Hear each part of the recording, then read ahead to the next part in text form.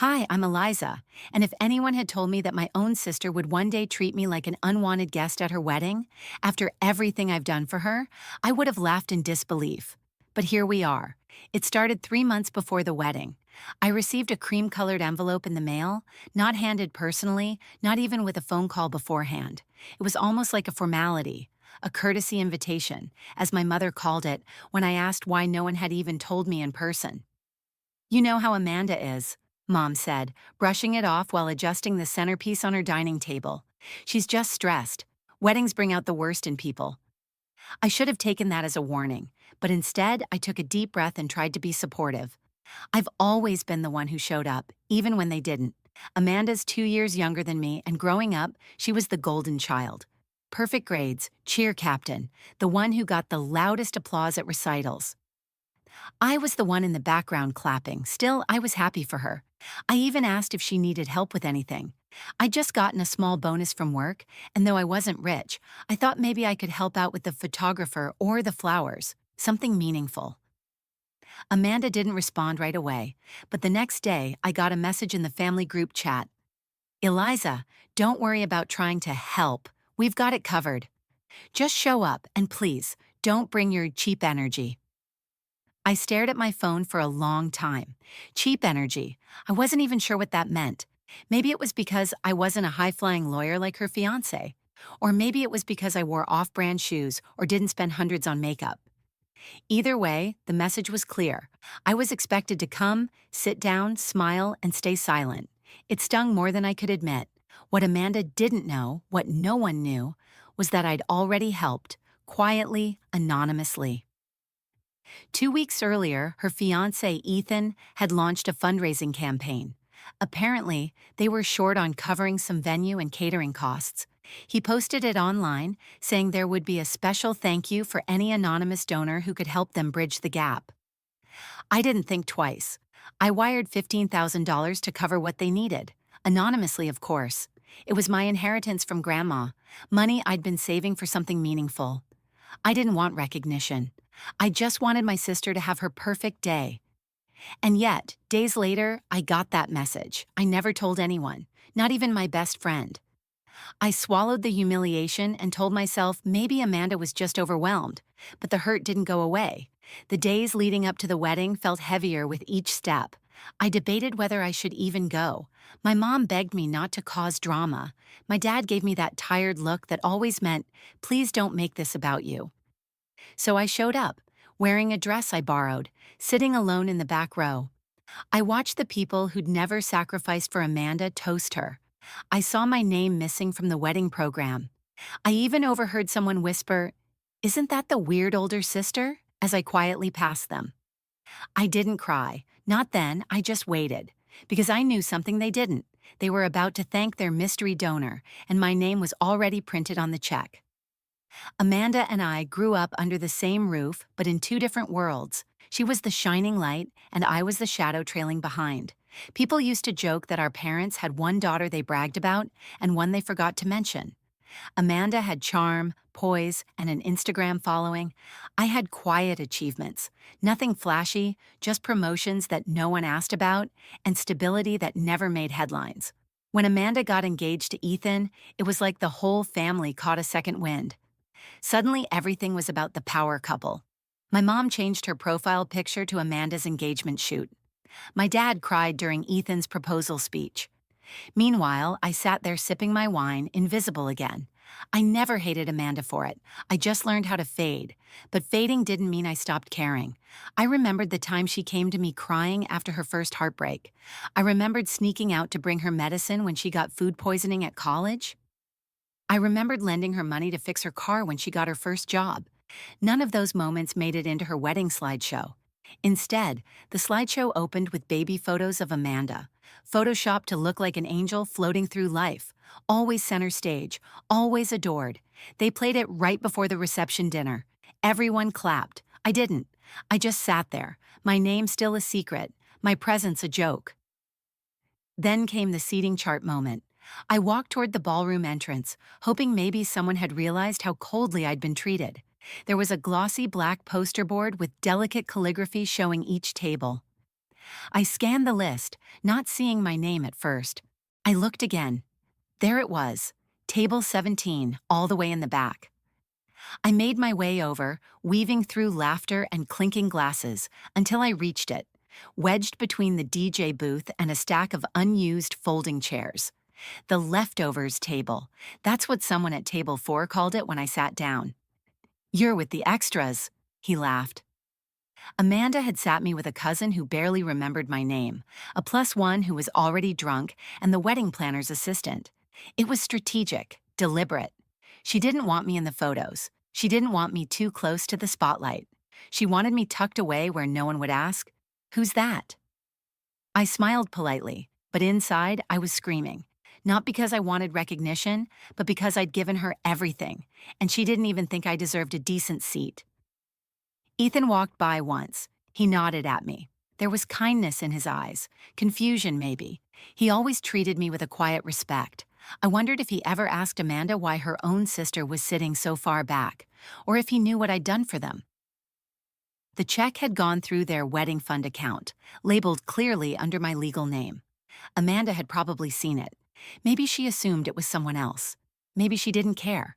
Maybe the idea of needing anything from me was too offensive for her to acknowledge. Still, I stayed. I watched the toasts. I listened as her best friend described Amanda as someone who always made everyone feel included. That one almost made me laugh out loud, but I held it in. I'd come this far.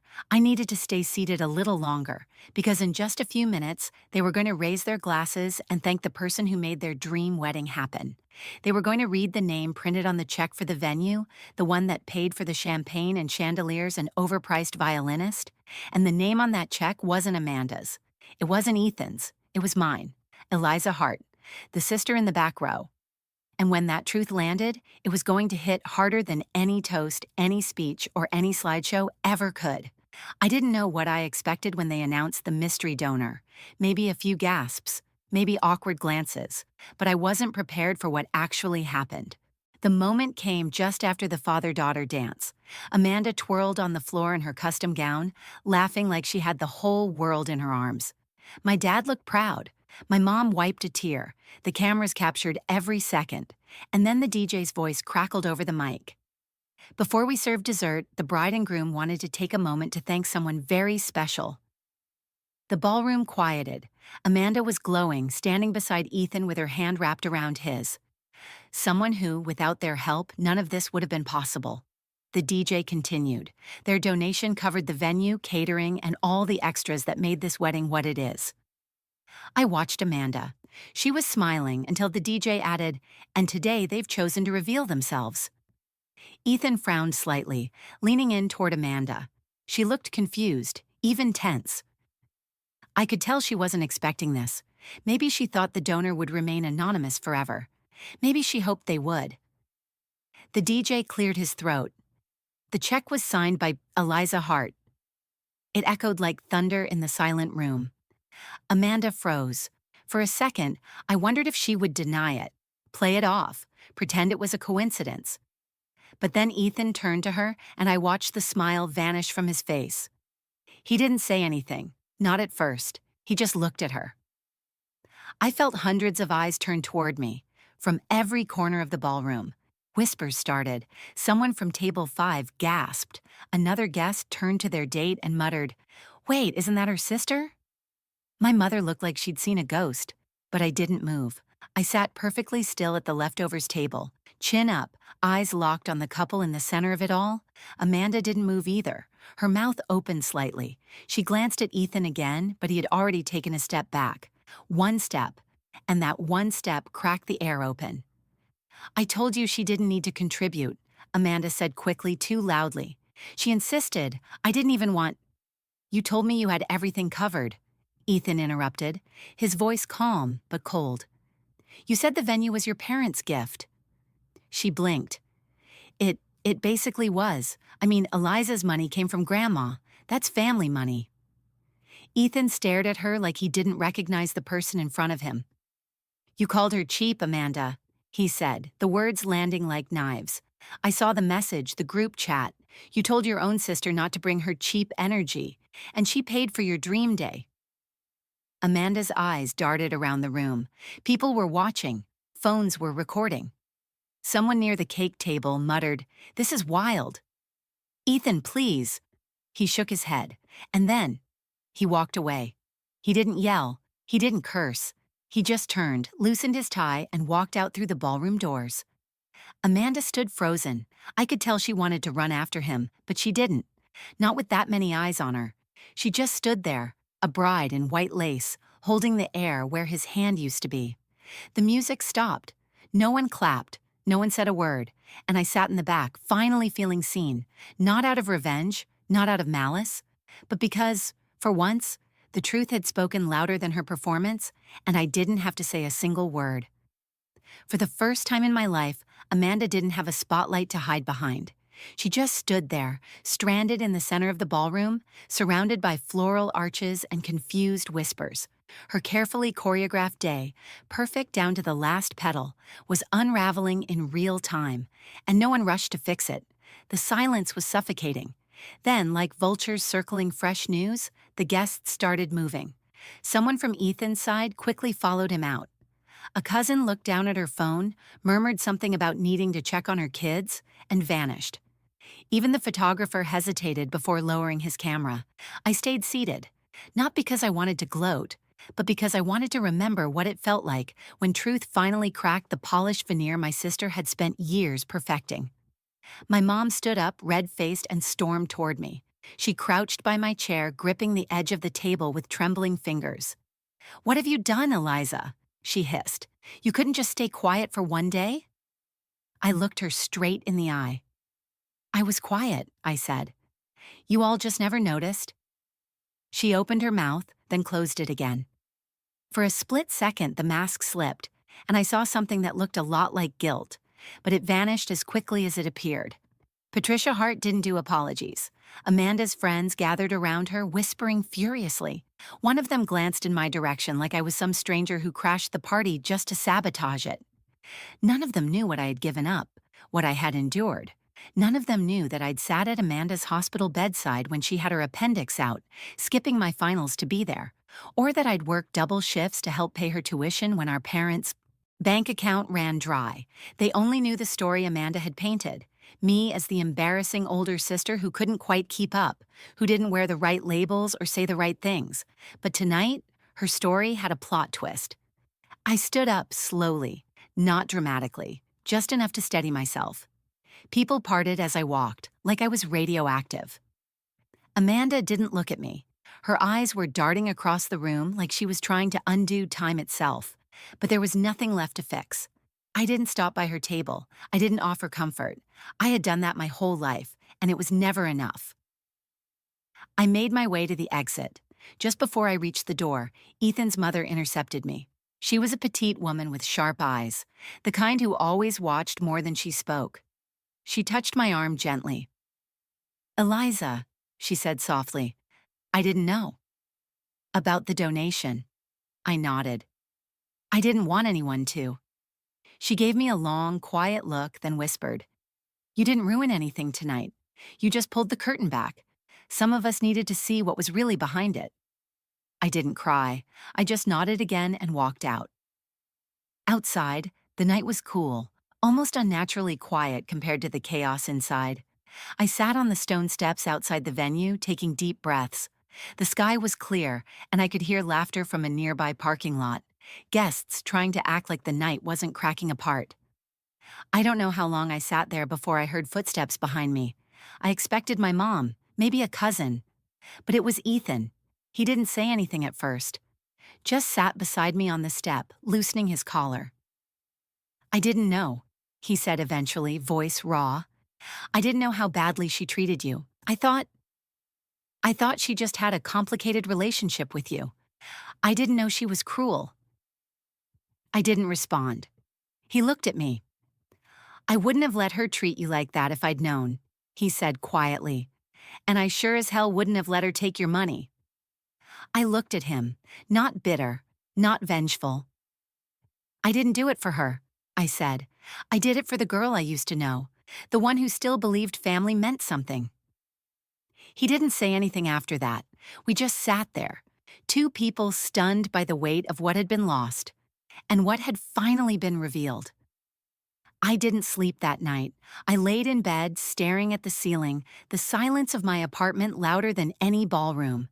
The echoes of what happened, of Ethan walking out, of Amanda's face as my name was read, of my mother's fury, replayed on a loop I couldn't turn off. Part of me expected to wake up and find it was all some strange dream, that the wedding had gone on smoothly, that Amanda had gotten her fairy tale ending, and I had just been the invisible sister clapping politely from the sidelines. But when my phone buzzed at 6:17 a.m. with a message from a friend, "Girl, you're going viral," I knew this was no dream. A clip had surfaced on social media.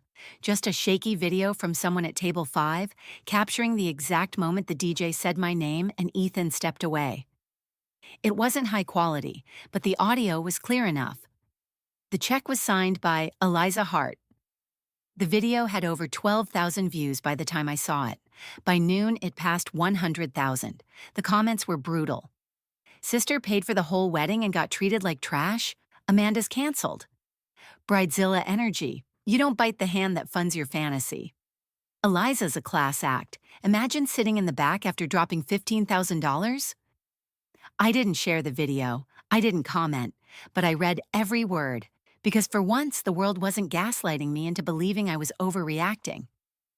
By noon, Amanda had texted one message. "We need to talk, please." I didn't reply. A second text followed. "I didn't know they were going to say your name. That wasn't supposed to happen." Still, I said nothing. Because none of this was about my name being said. It was about years of being erased, until suddenly I couldn't be ignored anymore. Then my mom called. Twice. 3 times. I finally picked up on the 4th ring because I knew she'd keep going until she either heard my voice or showed up at my door. "Eliza," she said immediately, her voice tight.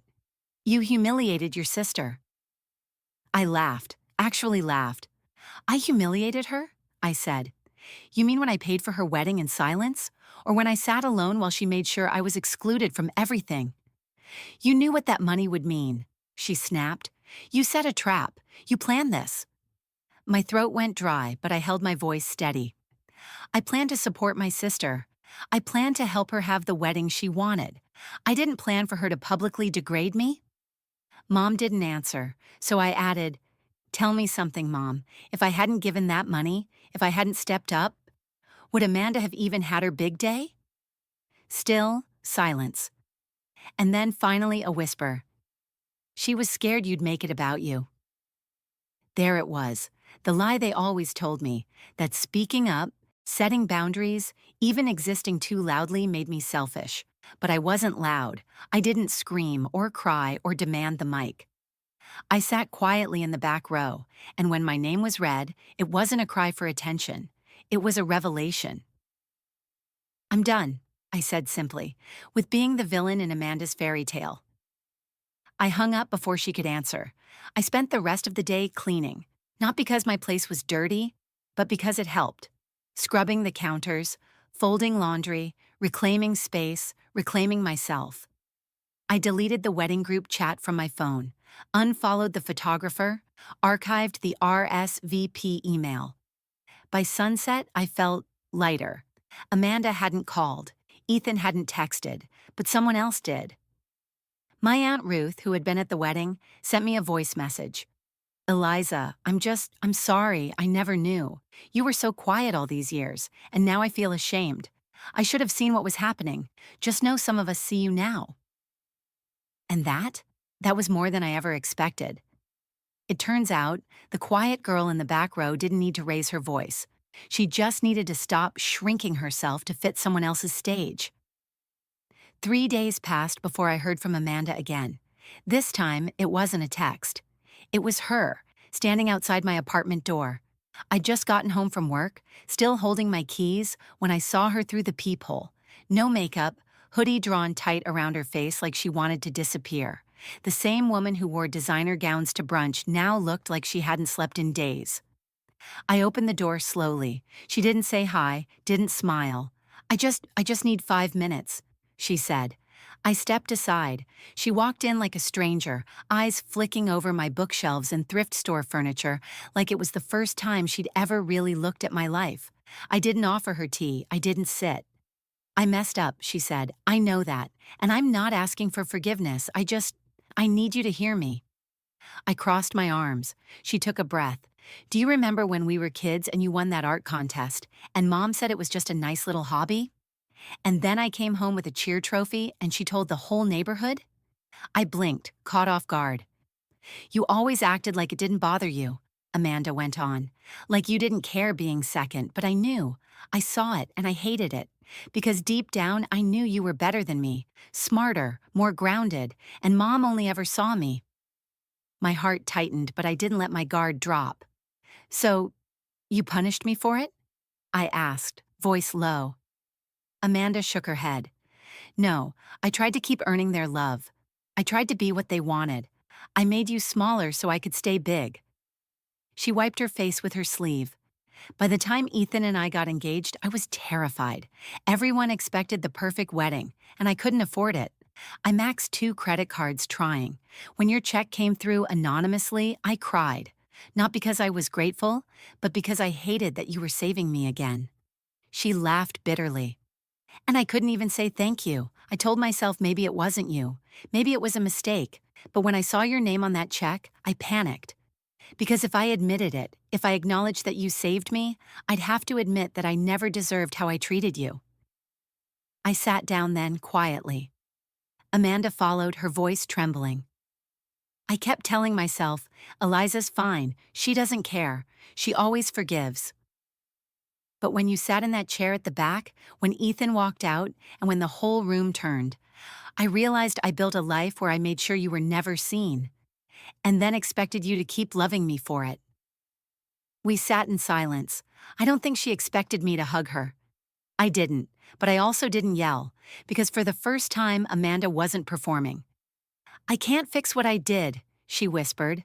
"I can't ask Ethan to come back, but I'm asking you, do I have any place left in your life?" I thought about the years of slights, the backhanded compliments, the birthday she skipped because a coworker invited her to the Hamptons, the graduation she forgot to attend. I thought about the little girl who used to hold my hand during thunderstorms, who wore my clothes, read my books, and once told me she wanted to be just like me when she grew up. Then I looked her in the eye.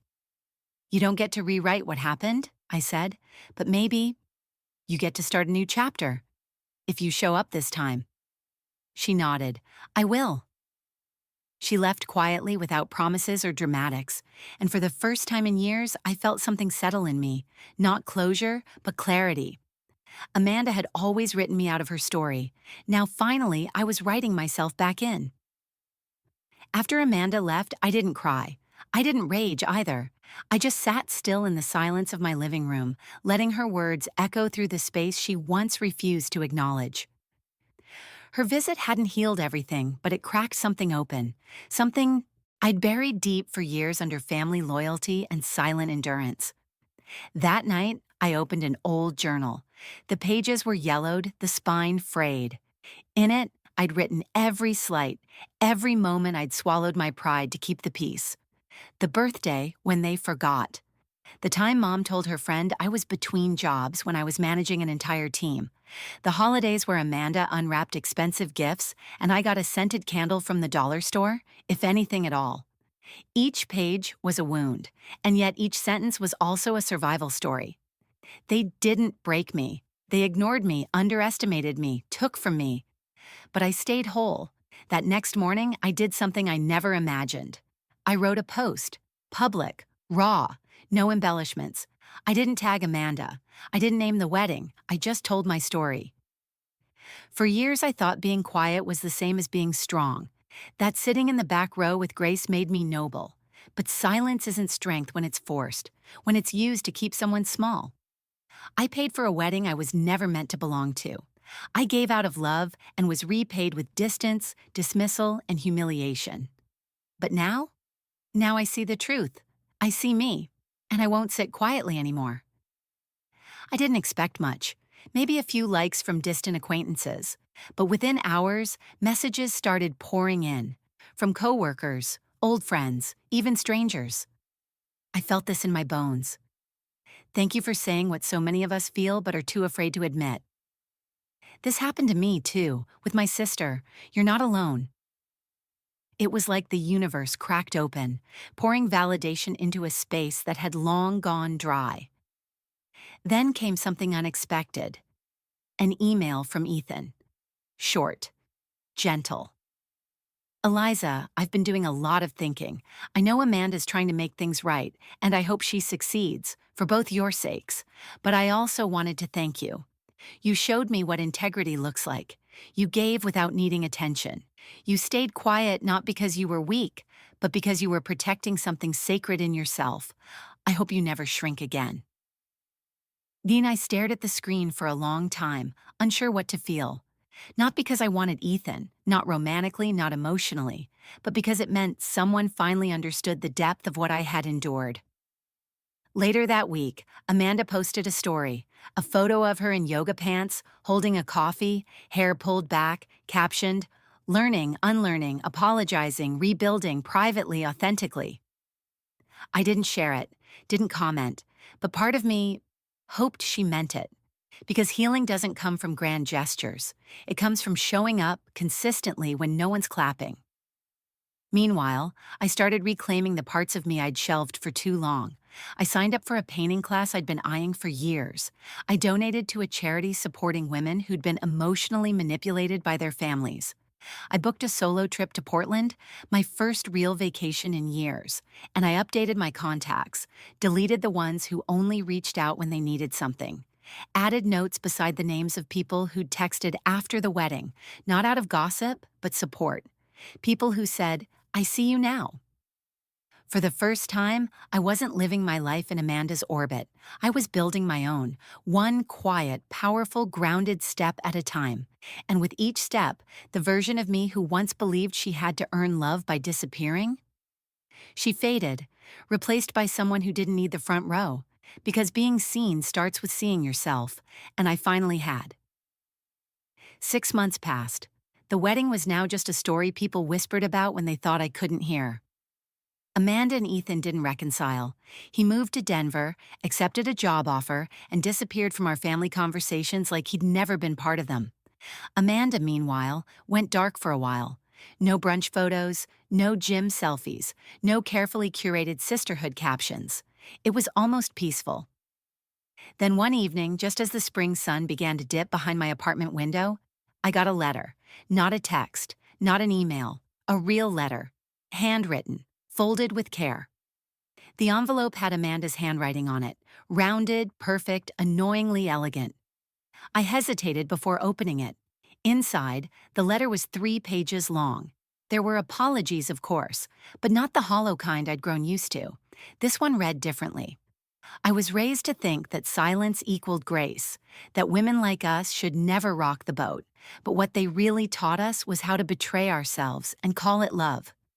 I betrayed you in every way I knew how, and I didn't just do it at the wedding. I did it for years. Every time I downplayed you, excluded you, or mocked your choices, I was shrinking you to feel taller. But I wasn't tall, Eliza. I was scared, and your strength terrified me. You paid for my wedding. I can't return the money. But I am returning the space. The space I took from your story. I don't expect forgiveness, but I hope one day we can build something honest. I sat with that letter for a long time, and for the first time, I cried. Not because I was broken, but because I wasn't anymore. Because someone had finally said it, out loud on paper, that what I'd endured mattered. That the pain wasn't imagined. That I wasn't wrong for feeling discarded. That I didn't invent the injustice just to play victim. It mattered. I mattered. A few weeks later, Amanda invited me to coffee. Not to fix things, not to sweep them under a rug, but just to start. She met me at a quiet local place I'd mentioned once in passing, meaning she actually listened. She showed up early, wore no makeup, and when I walked in, she stood and hugged me before I even had a chance to sit. She didn't try to defend herself. She just asked questions, real ones. "What's your job like now? Do you still paint? Have you made any new friends lately?" She didn't mention the wedding until we were nearly finished, and even then, She didn't focus on her embarrassment or how it ruined her day. "I think that day saved me," she said softly, "from myself." I didn't respond right away, but something inside me felt different. I wasn't angry anymore, not because the hurt had vanished, but because I wasn't carrying it alone anymore. After that, we kept in touch. Slowly, carefully, not out of obligation, but choice. We're not best friends, not yet, maybe not ever, but we're honest now. Amanda's learning to sit in silence without control. I'm learning to speak without apology. Sometimes that's what healing looks like. Not a perfect picture, but a messy, fragile rebuild. As for me, I've stopped waiting for the front row. I've stopped asking for space in someone else's story. Instead, I'm writing my own. Last week, I hung one of my paintings in a local cafe. A woman asked if it was for sale. I said yes. The same day, I received a card in the mail from a young woman who'd read my original post, the one about the wedding, the silence, the check. It said, "Because of your story, I finally walked out of a room that never saw me. I sat in the back for too long. I'm standing now." "Thank you," I closed the card and smiled, because in the end, that wedding wasn't my ending. It was my beginning.